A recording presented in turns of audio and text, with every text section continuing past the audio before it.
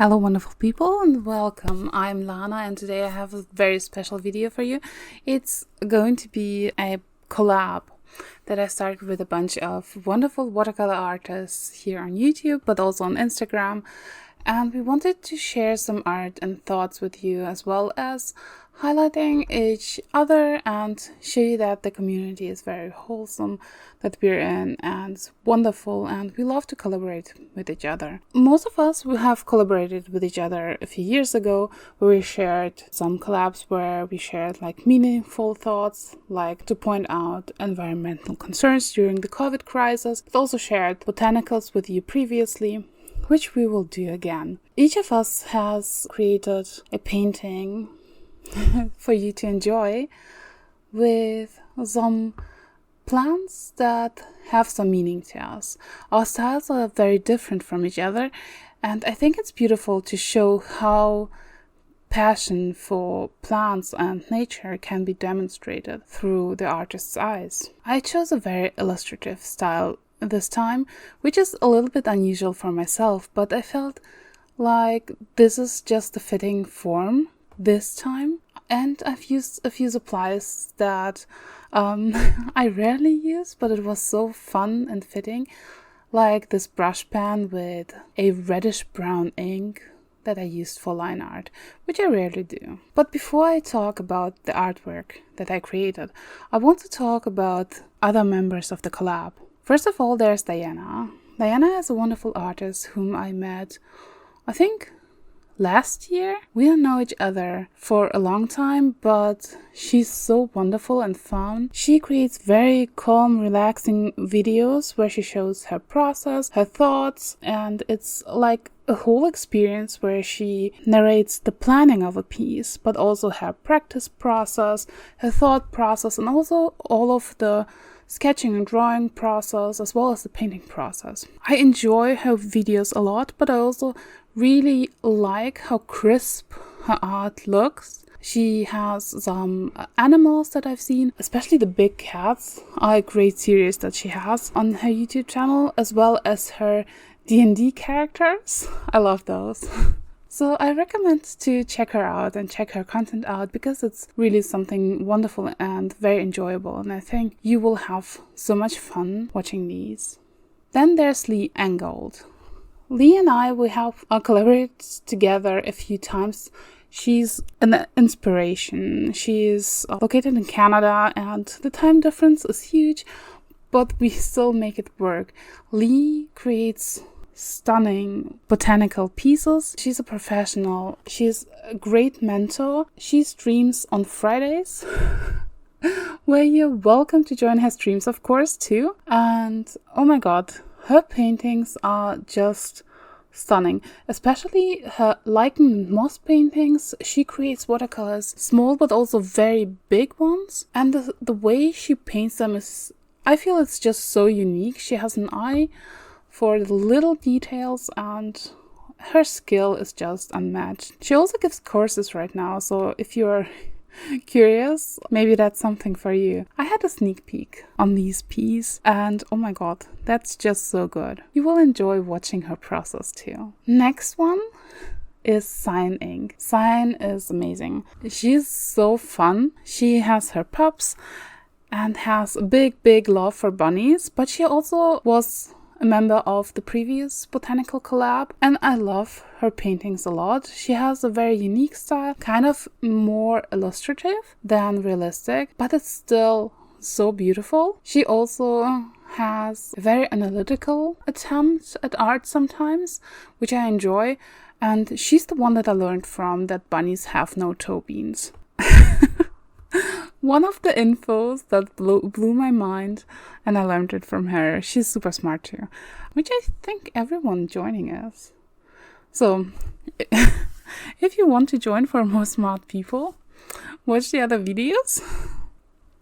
It's awesome. By the way, all of the videos are linked down below and there's a playlist too, so have fun watching. Next one in the collab is Dan. I know Dan for many years now. He's so wonderful and kind. He streams on Twitch on Sunday and also on Thursday, I think. join the streams. He's a great, like an awesome paint maker. I own a lot of his handmade watercolors and they're just the best quality, and I believe it's because he also paints himself. He's also doing a lot of botanical art. His style is, I feel like it's his own interpretation of how he sees plants, and it's so unique, especially how he paints like leaves and the detail he adds to every of his painting are just incredible. Lately he has dabbed a little bit into acrylic painting too, so it switches up what he shows on stream and in the videos, but it's so great to watch. And also, if he has his next sale on handmade watercolors, I would so recommend that you get some if that's tempting for you, because the quality is just amazing. Also, I hope he will share more of this. I don't know what he has painted for this collab, because I too will have to watch all of the videos. We tried to keep it a secret from ourselves too when planning all of the collab. So yeah, I don't know what's happening and I'm curious about it. Next one is Sterling. Sterling is amazing. She's incredible. She makes realistic art. Most of the art she makes is actually very close to mine, which are animals and like wildlife, but also pet portraits. If you're interested in those, maybe you can check her videos out. But she also joined for a few of the botanical collabs previously, and oh my god, I feel like that no matter what she paints, it ends up being just stunning. Sterling is also super kind and wonderful. I love communicating with her, and she's so relaxing and so chill and kind. She's just wonderful. Well, the last one, not me, is Boxer Paint. Boxer Paint shares his art on Instagram. Boxer Paint is a fun one, and he creates those cute illustrations where he has persons or ghosts, or not ghosts, spirits, which he puts in a context that I wouldn't think of, but which I think is so creative, and every one of his pieces tells a story. He has a very unique, I feel, choice of colors, so his art to me is very recognizable. And I love just to see the details he creates, what context he gives his characters. I'm also very curious how he will interpret the theme of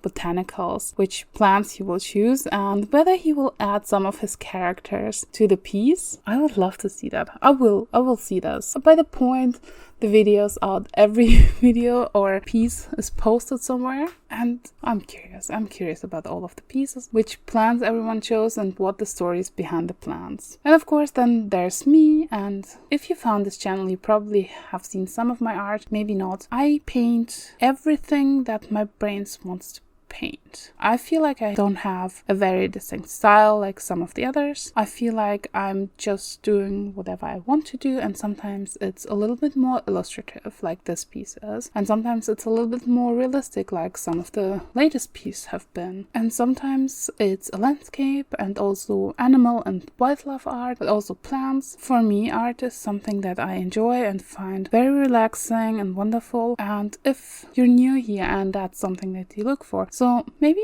that channel is something for you. I also do reviews, which I have cut back a little bit because I felt like sharing art for me is more rewarding than just do reviews. That is me, Lana, by the way. Hi. Why I chose the Venus Flytrap, which you probably have recognized by now. It's one of the plants that I got first when I moved out from home when I was in uni. It's been a while back. I loved that plant. And I think that plant was actually very happy with me. When I read about it, everyone was like, oh, it's super complicated to take care of and it needs special water and I don't know. Yeah, it does. But also, if you meet the requirements, like it's pretty self-sustainable. I loved how the traps reacted to the flies. It was really fun to see how it almost seems like the plant went hunting. I would put it on my windowsill and open the windows so it had plenty of opportunities to catch something. I'm not sure if it's necessary, but I felt like I'm helping. I actually named that first plant Clara. It was so happy. It would bloom with pretty little white blossoms. I kept it for years and years until I moved to this apartment here, and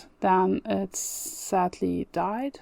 while I was traveling, but I've had so many years. It also grew so big. It kind of spread out and had so many tiny plants, which I shared with my roommates and other people. It was a good one, like super strong. What was super fascinating for me was the inner red stuff, like the color, because it would change depending on how much light this plant got.